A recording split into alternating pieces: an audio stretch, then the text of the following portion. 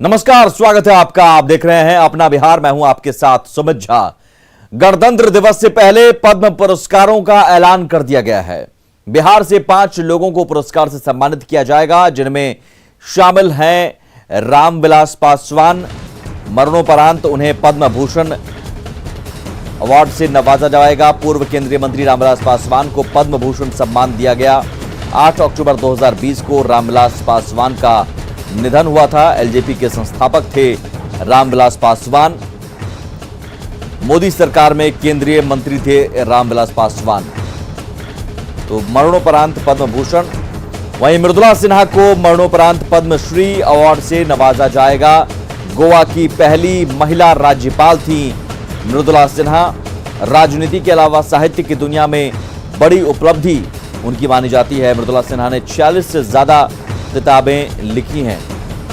मुजफ्फरपुर में जन्मी मृदुला जानी मानी हिंदी लेखिका भी थी। उन्हें मरणोपरांत पद्मश्री अवार्ड से नवाजा जाएगा। और सबसे खुशखबरी मधुबनी जिले के लिए, मिथिलांचल के लिए, मधुबनी में मिथिला पेंटिंग से ख्याति हासिल करने वाले दुलारी देवी को पद्मश्री 2012-13 में राज्य पुरस्कार से सम्मानित हो चुकी हैं। दुलारी देवी मिथिला पेंटिंग से ख्याति मिली रांटी की निवासी हैं, जिन्हें पद्मश्री अवार्ड से नवाजा जाएगा। मधुबनी जिले के राठी गांव की रहने वाली हैं। इसके अलावा रामचंद्र मांझी और दिलीप कुमार सिंह को भी पद्मश्री अवार्ड से नवाजा जाएगा।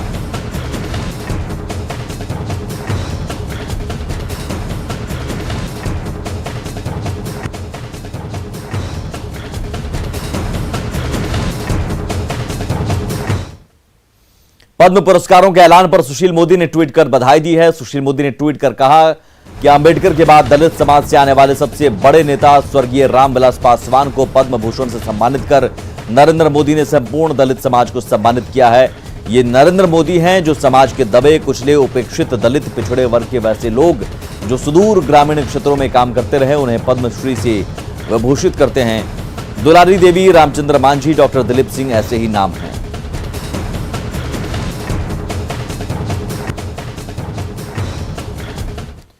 गणतंत्र दिवस की पूर्व संध्या पर देश के नाम संबोधन में राष्ट्रपति रामनाथ कोविंद ने कहा कि पिछले भारत ने कई चुनौतियों का सामना किया। उन्होंने कहा कि कोरोना वायरस के बावजूद नई टेक्नोलॉजी से छात्रों की पढ़ाई जारी रही, तो बिहार जैसी घनी आबादी वाले राज्य के साथ जम्मू कश्मीर और लद्दाख में निष्पक्ष और सुरक्षित चुनाव कराए गए, जो हमारे लोकतंत्र की विशेषता है।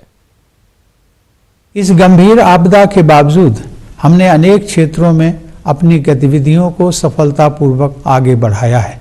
इस महामारी के कारण हमारे बच्चों और युवा पीढ़ी की शिक्षा प्रक्रिया के बाधित होने का खतरा पैदा हो गया था, लेकिन हमारे संस्थानों और शिक्षकों ने नई टेक्नोलॉजी को शीघ्रता से अपनाकर यह सुनिश्चित किया कि विद्यार्थियों की शिक्षा निरंतर चलती रहे। बिहार जैसी घनी आबादी वाले राज्य तथा जम्मू कश्मीर व लद्दाख जैसे दुर्गम व चुनौती भरे क्षेत्रों में स्वतंत्र, निष्पक्ष और सुरक्षित चुनाव संपन्न कराना हमारे लोकतंत्र एवं चुनाव आयोग की सराहनीय उपलब्धि रही है। आगे बढ़ते हैं। मुख्यमंत्री आवास पर काफी देर तक जेडीयू नेताओं की आज मीटिंग चली। बैठक के बाद निकले वशिष्ठ नारायण सिंह ने कहा कि सीएम आवास पर संगठन को लेकर चर्चा हुई। वशिष्ठ नारायण सिंह से बात की हमारे सहयोगी आनंद अमृतराज ने। जेडीयू के पूर्व प्रदेश अध्यक्ष वशिष्ठ नारायण सिंह निकले हैं। सर, काफी लंबी बैठक चली। निश्चित रूप से आप नए प्रदेश अध्यक्ष बने हैं और संगठन को नया तेवर में खड़ा करना है। ज़्यादा प्रभावकारी ढंग से संगठन बिहार में बने, इसी पर चर्चा है। सर, आज आरसीपी सिंह का बयान आया है कि बहुत जल्द होगा मंत्रिमंडल का विस्तार। देखिए, आरसीपी सिंह ने बयान दिया होगा तो कुछ न कुछ तो कोई आधार पर दिया होगा, लेकिन इस संबंध में मैं कुछ नहीं कह सकता।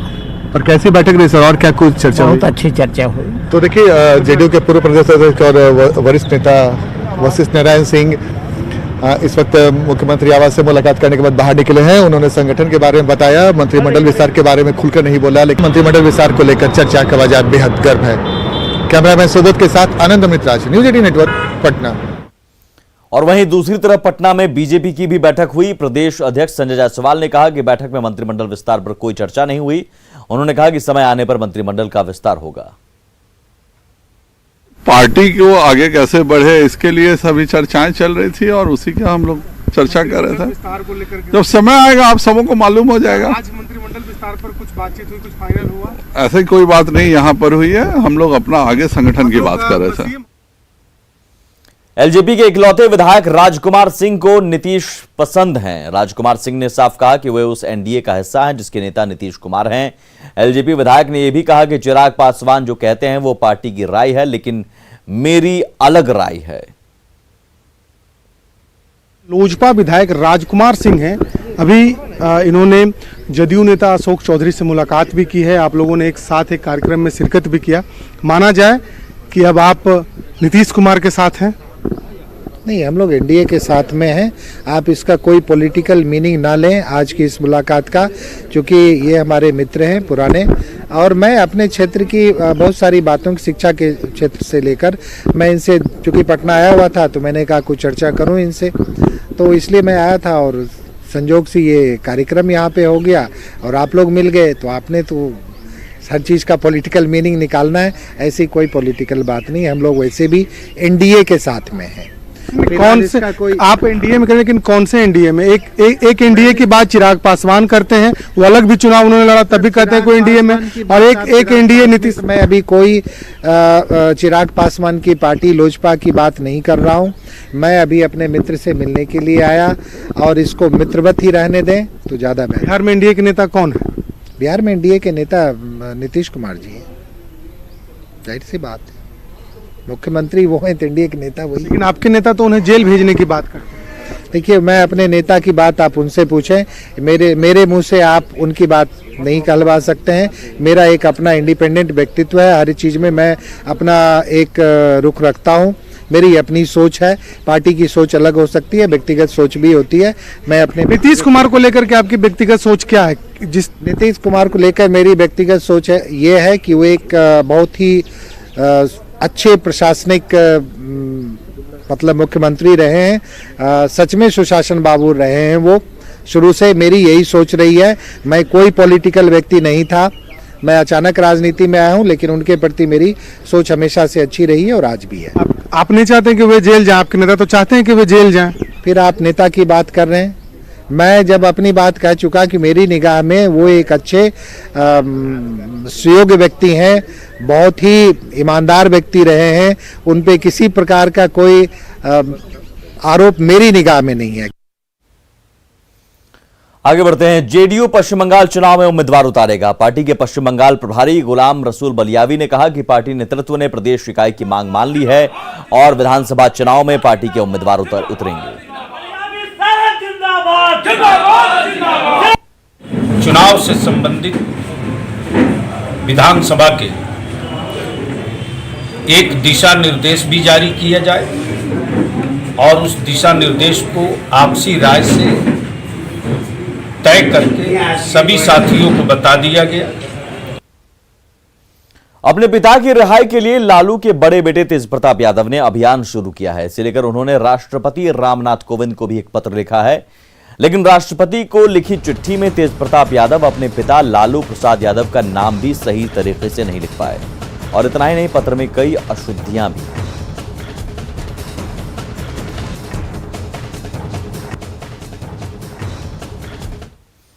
गया के अतरी से आरजेडी की पूर्व विधायक कुंती देवी को आजीवन कारावास की सजा सुनाई गई है। साथ ही 50,000 रुपए का जुर्माना भी लगाया गया है। कुंती देवी पर जेडीयू के प्रखंड अध्यक्ष सुमरिक यादव की हत्या का आरोप था। इस मामले में गया कोर्ट ने आज सजा सुनाई। मामला 2013 का है और 7 साल बाद इस मामले में फैसला हुआ। 19 जनवरी को गया कोर्ट ने कुंती देवी को सजा सुनाई थी और आज कोर्ट ने आजीवन कारावास के साथ 50,000 का जुर्माना लगाया। जुर्माना नहीं देने पर जेल में 1 साल और सजा काटनी है। आजीवन कारावास और 50,000 रुपया फाइन नहीं चुकाने पर 1 साल और सजा में वृद्धि की जाएगी। मुजफ्फरपुर के बिहार विश्वविद्यालय में धरना दे रहे छात्रों पर पुलिस ने लाठीचार्ज कर दिया। दरअसल छात्र एलएस कॉलेज के प्रिंसिपल के खिलाफ धरना दे रहे थे। छात्र प्रिंसिपल को हटाने की मांग कर रहे थे। तभी मौके पर पहुंचे एसडीओ और डीएसपी ने छात्रों से बात की, लेकिन जब छात्र नहीं माने तब पुलिस ने प्रदर्शनकारियों की पिटाई कर दी। पुलिस ने 2 प्रदर्शनकारियों को हिरासत में भी लिया है। हालांकि इस घटना के बाद से छात्रों में आक्रोश है। पूरे हंगामे को देखते हुए यूनिवर्सिटी कैंप को पुलिस छावनी में तब्दील कर दिया।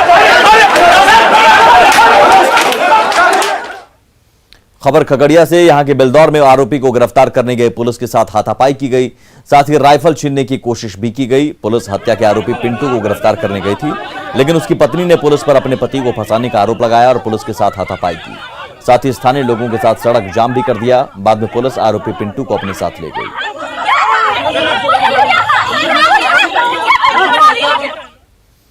पाटलिपुत्र के सांसद रामकृपाल यादव का मानवीय चेहरा दिखा। रामकृपाल यादव मनेर में एक कार्यक्रम से लौट रहे थे। इसी दौरान NH30 पर सड़क हादसे में घायल बाइक सवार तड़पता हुआ नजर आया।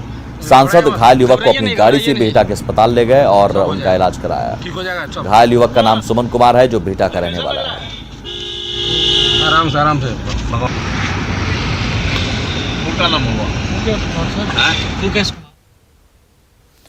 ज्योति के लिए आज का दिन बेहद खास रहा। प्रधानमंत्री नरेंद्र मोदी के वर्चुअल संवाद में दरभंगा से साइकिल गर्ल ज्योति जुड़ी। हालांकि समय के अभाव में प्रधानमंत्री से ज्योति की सीधी बात नहीं हो सकी, लेकिन प्रधानमंत्री ने ज्योति का नाम लेकर उसके साहसिक काम की प्रशंसा जरूर की।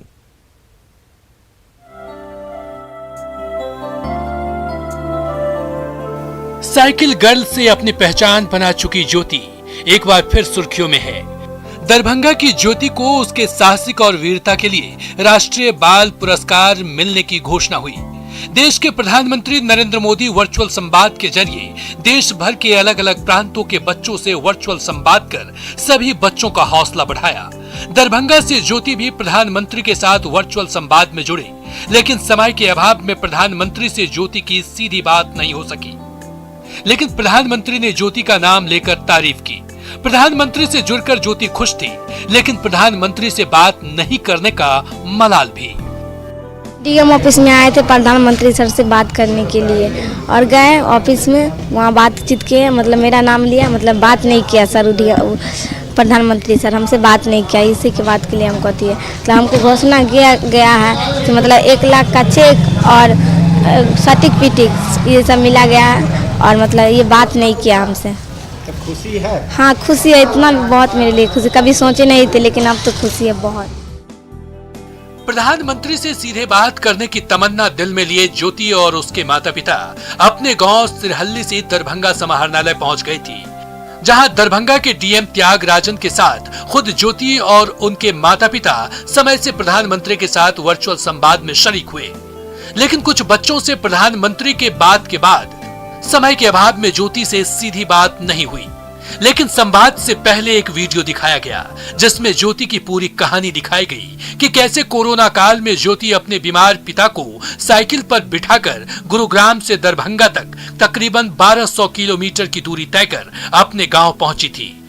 ज्योति की मां फूलो देवी भी अपनी बेटी के हिम्मत और साहस भरे काम से फूले नहीं समा रही है। देश का नाम रोशन किया है, बहुत जगह भी इनकी नाम है, विदेशों में भी नाम है, तो मुझे ऐसी बेटी पे गर्व है।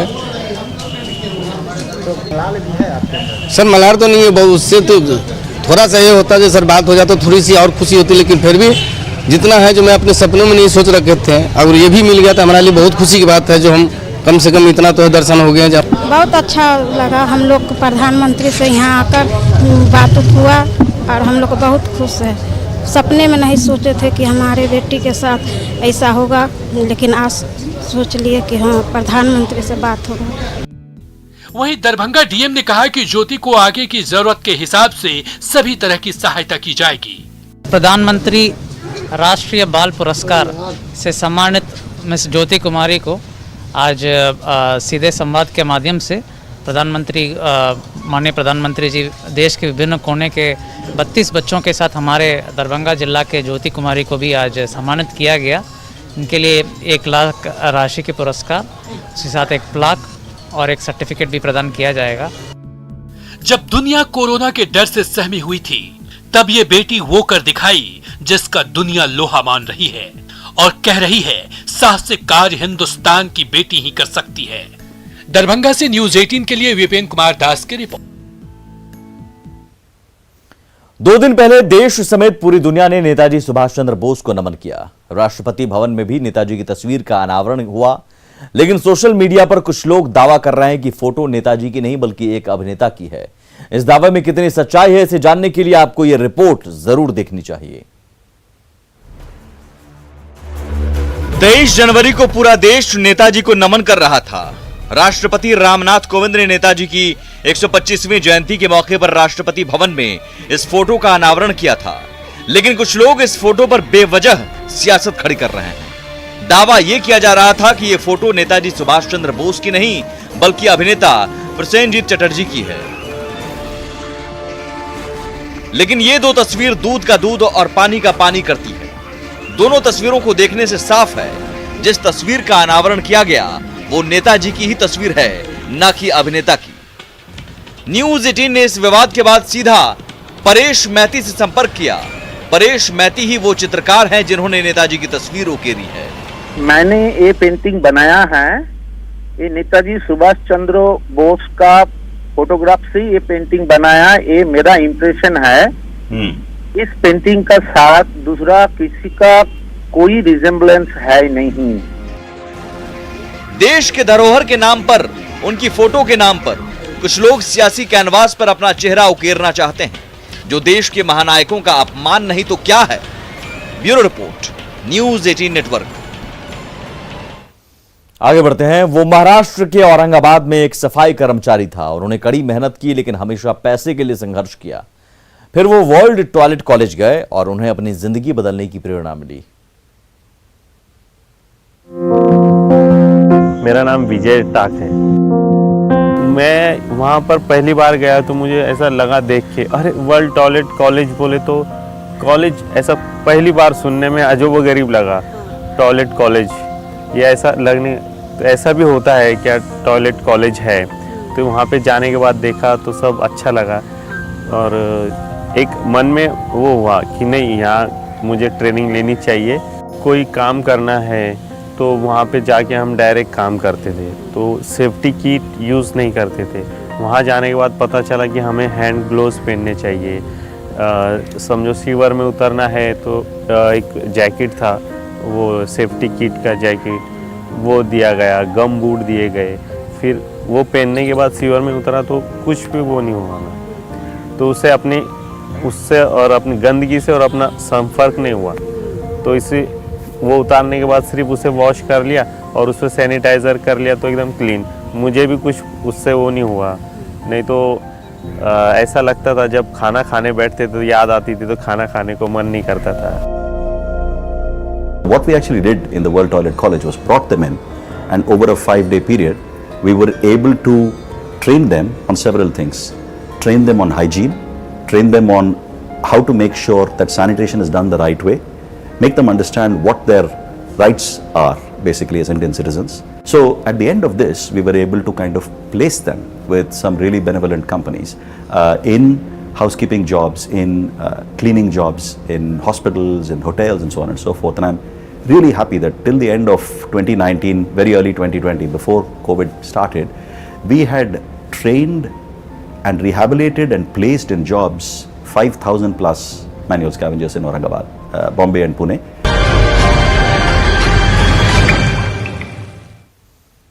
और इसी के साथ अपना बिहार में इतना ही। आगे देखिए जोहार झारखंड। नमस्कार।